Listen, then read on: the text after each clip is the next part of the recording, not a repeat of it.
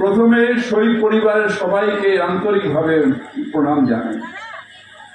শহীদের রক্ত হয়নি কো ব্যর্থ, তার কারণ এই জায়গা থেকে নিয়ে শহীদ যত রক্ত এই জায়গায় বয়েছে, হয়তো বাংলায় অনেক কম জায়গায় এত রক্ত বয়েছে।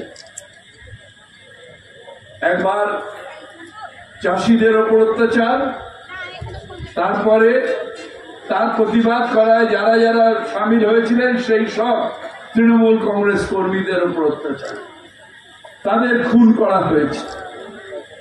আমার যখন দেখি মাঝে মাঝে টিভিতে বসে যে যারা আজকে টিভিতে বসে হঠাৎ করে গণতন্ত্রের কথা বলেন, হঠাৎ করে বলেন ছি ছি ছি মমতা ব্যানার্জি কি করছে, বাংলায় মানুষ কথা বলতে পারছে না, তাদের মনে হয় কান ধরে এনে এই নানুরে ঢুকিয়ে দেওয়া যে দেখ কতগুলো মা আজকে তাদের সন্তান হারা হয়েছে, দেখে যা বাংলার কি অবস্থা ছিল, তোদের লজ্জা লাগা উচিত।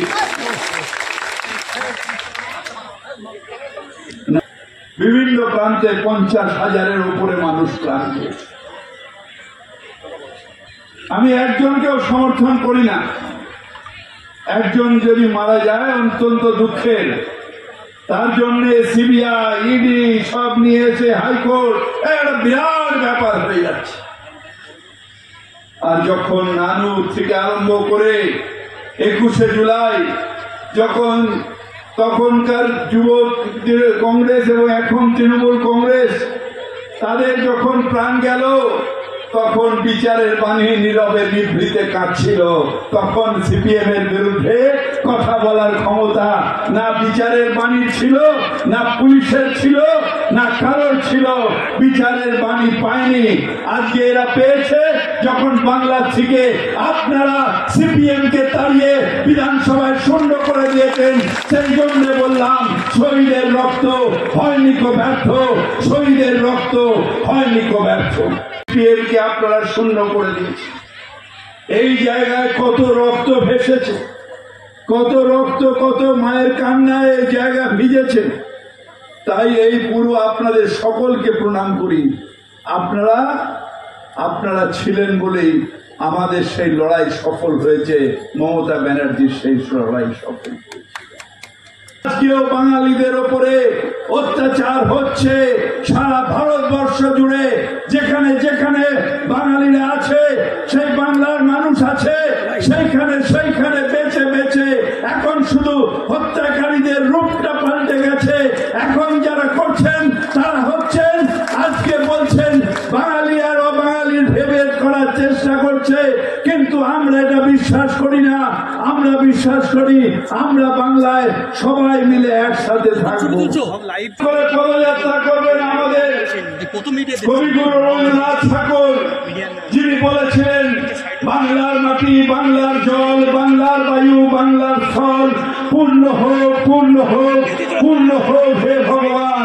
বাংলার মানুষের অধিকার যেখানে খর্ব হবে সেইখানে গর্জে উঠবেন একজন এই ভারতবর্ষ থেকে, তার নাম মমতা বন্দ্যোপাধ্যায়।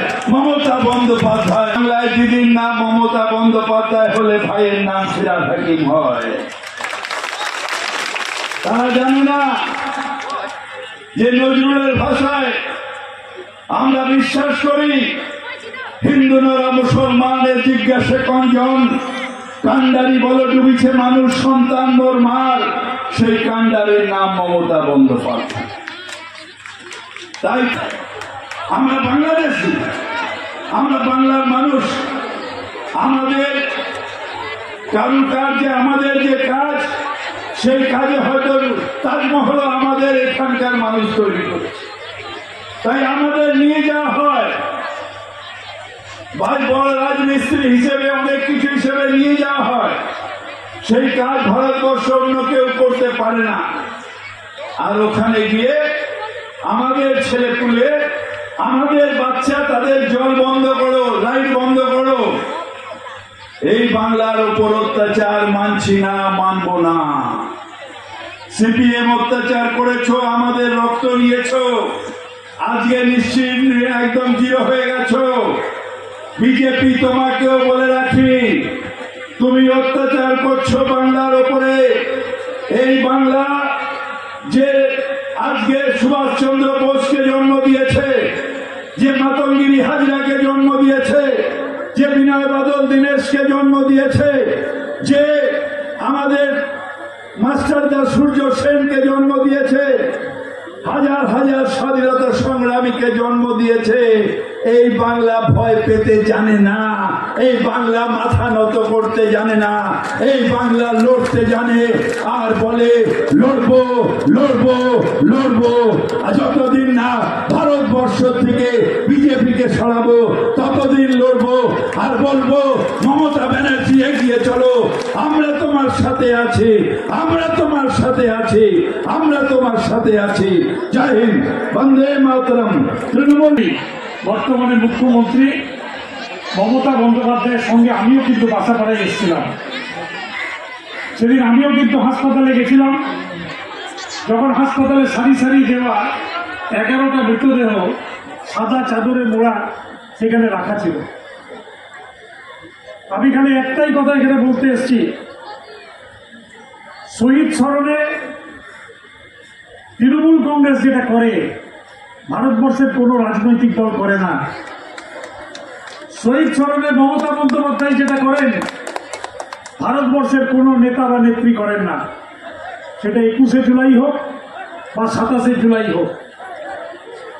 দলের জন্য, দেশের জন্য যারা জীবন দিয়েছেন মমতা বন্দ্যোপাধ্যায় তাদেরকে বলেন না, তৃণমূল কংগ্রেস তাদেরকে বলে না।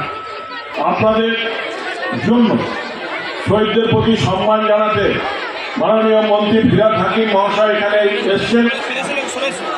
আরেক মন্ত্রী মাননীয় আইনমন্ত্রী মলয় ভট্ট উনিও এসে উপস্থিত হয়েছেন। আপনারা একটু ধৈর্য ধরে বসুন না, ওনারা তো কলকাতা থেকে এসছেন, আপনাদের জন্যই এসছেন। তাই ওনারা আমাদের পাশে, বীরভূমের পাশে যখনই আমরা বলেছি ওনারা দুজন সব সময় বীরভূমের পাশে দাঁড়িয়ে আমাদের সেদিন যেদিন সিপিএম এর আমলের পর থেকে আমাদের পাশে দাঁড়িয়ে সাহায্য করে গেছেন। এখানে আমাদের জেলার চেয়ারম্যান, কোর কমিটির chairman Ashis Banerjee, deputy speaker থেকে শুরু করে অসিত মাল। আজকের এই আয়োজন, আজকের এই সমাবেশ রাজ্য থেকে এবং বীরভূম জেলার বিভিন্ন প্রান্ত থেকে আপনারা প্রত্যেক বছর এই দিনে সমবেত হন।